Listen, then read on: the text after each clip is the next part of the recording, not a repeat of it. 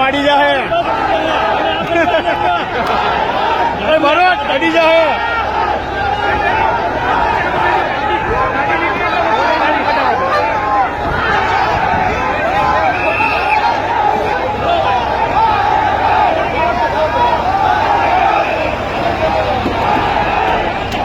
और पर से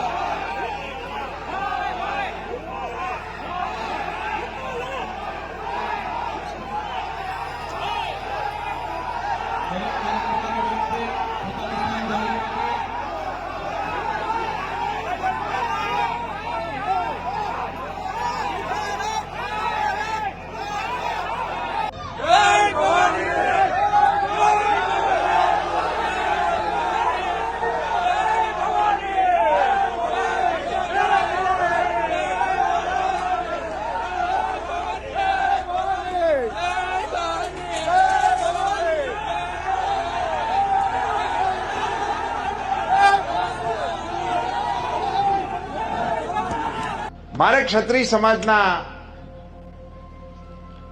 આગેવાનોને સમસ્ત રાજ્યના આ સભાના માધ્યમથી એક વિનંતી કરવી છે કે ભૂલ કરી હતી મેં કરી,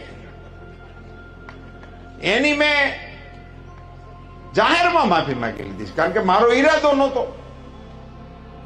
અને સમાજની સામે જઈને પણ મેં માફી માંગી અને સમાજની વચ્ચે જઈને અને સમાજે મને એનો પ્રતિસાદ પણ આપ્યો.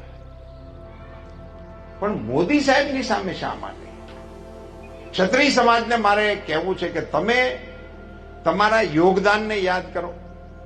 આ રાષ્ટ્રના ઘડતરની અંદર તમારું કેવડું મોટું યોગદાન છે, પાર્ટીના વિકાસની અંદર તમારું કેવડું મોટું યોગદાન છે.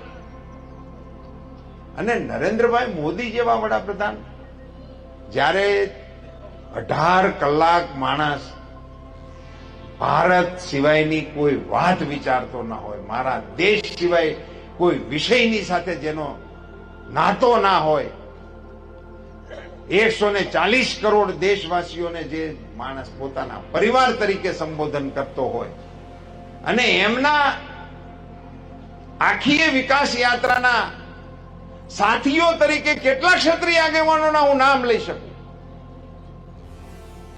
એ ક્ષત્રિય સમાજો મારા કારણે હું સ્વીકારવા તૈયાર છું.